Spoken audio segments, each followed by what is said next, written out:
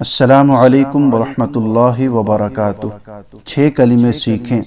ششم کلمہ ردی کفر۔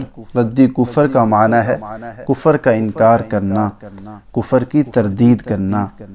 بسم اللہ الرحمن الرحیم۔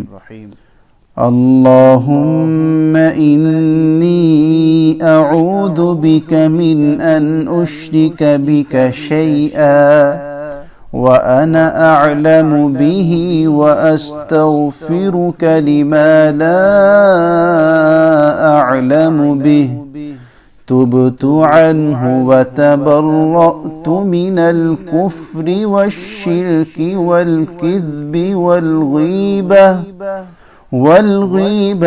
وَالْبِدْعَةِ وَالنَّمِيمَةِ وَالْفَوَاحِشِ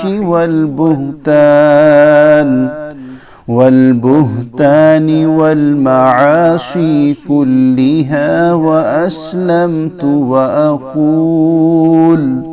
وأقول لا إله إلا الله محمد رسول الله۔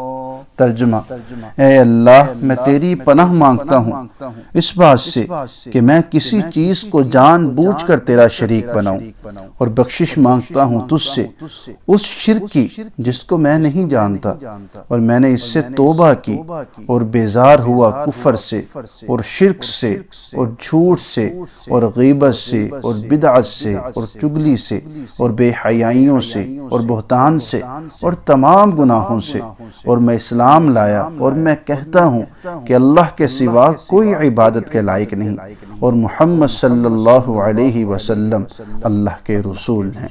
جزاکم اللہ خیرا۔